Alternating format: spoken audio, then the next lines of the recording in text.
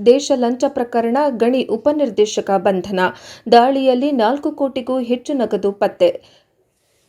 ಲಂಚ ಪ್ರಕರಣ ಗಣಿ ಉಪನಿರ್ದೇಶಕ ಬಂಧನ. ದಾಳಿಯಲ್ಲಿ 4 ಕೋಟಿಗೂ ಹೆಚ್ಚು ನಗದು ಪತ್ತೆಯಾಗಿದೆ. ಕಲ್ಲಿದ್ದಲು ಡಿಪೋ ಅನುಮತಿ ಪ್ರಕರಣ. ಬಂಧನದ ಬಳಿಕ ಕೋಟ್ಯಾಂತರ ರೂಪಾಯಿ ವಶ.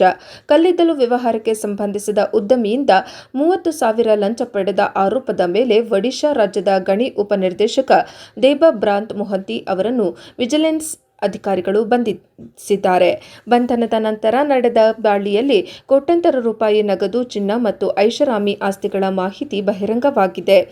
ಲಂಚ ಸ್ವೀಕರಿಸುವಾಗಲೇ ಬಂಧನ. ಕಲ್ಲಿದ್ದಲು ಡಿಪೋ ಕಾರ್ಯಾಚರಣೆಗೆ ಅನುಮತಿ ನೀಡಲು ಹಾಗೂ ಸಾರಿಗೆ ಪರ್ಮಿಟ್ ಒದಗಿಸಲು ಉದ್ಯಮಿಯಿಂದ ಲಂಚ ಕೇಳಿದ್ದ ಆರೋಪ ಮೊಹಂತಿ ವಿರುದ್ಧ ಕೇಳಿಬಂದಿದ್ದು, ಈ ವಿಷಯವನ್ನ ಉದ್ಯಮಿ ಅಧಿಕಾರಿಗಳ ಗಮನಕ್ಕೆ ತಂದಿದ್ದರು. ಇದನ್ನು ಓದಿ ಮಕ್ಕಳ ರಕ್ಷಣೆ ಅಸಭ್ಯ ವಿಷಯ ಪ್ರಸಾರ ಮಾಡಿದ್ದ 5 OTTಗಳು ಬ್ಯಾನ್.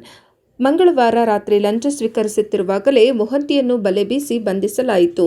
ಏಕಕಾಲದಲ್ಲಿ ಹಲವು ಕಡೆ ದಾಳಿ. ಬಂಧನದ ಬಳಿಕ ವಿಜಿಲೆನ್ಸ್ ಅಧಿಕಾರಿಗಳು ಕಟಕ್, ಭದ್ರಕ್ ಮತ್ತು ಭುವನೇಶ್ವರ್ನಲ್ಲಿ ಇರುವ ಮೊಹಂತಿಗೆ ಸಂಬಂಧಿಸಿದ ಆಸ್ತಿಗಳ ಮೇಲೆ ಏಕಕಾಲದಲ್ಲಿ ದಾಳಿ ನಡೆಸಿದರು.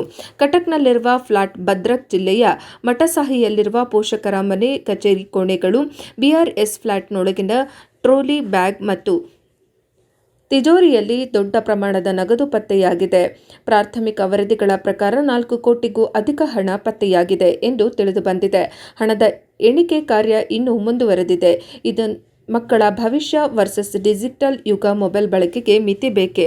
ಕಚೇರಿಯಲ್ಲೂ ಲಕ್ಷಾಂತರ ರೂಪಾಯಿ. ಮೊಹಂತಿಯ ಕಚೇರಿಯ ಡ್ರಾಯರ್ಗಳಲ್ಲಿ 1.5 ಲಕ್ಷಕ್ಕೂ ಅಧಿಕ ನಗದು ಹಣ ಪತ್ತೆಯಾಗಿದೆ. ಜೊತೆಗೆ ಸುಮಾರು 130 ಗ್ರಾಂಗೂ ಅಧಿಕ ಚಿನ್ನ ವಶಕ್ಕೆ ಪಡೆಯಲಾಗಿದೆ. ಐಷಾರಾಮಿ ಆಸ್ತಿಗಳನ್ನು ವಶಪಡಿಸಿಕೊಳ್ಳಲಾಗಿದೆ. ವರದಿ ವೇದಮೂರ್ತಿ, ಪ್ರಜಾಪವರ್ ಟಿವಿ, ಬೆಂಗಳೂರು.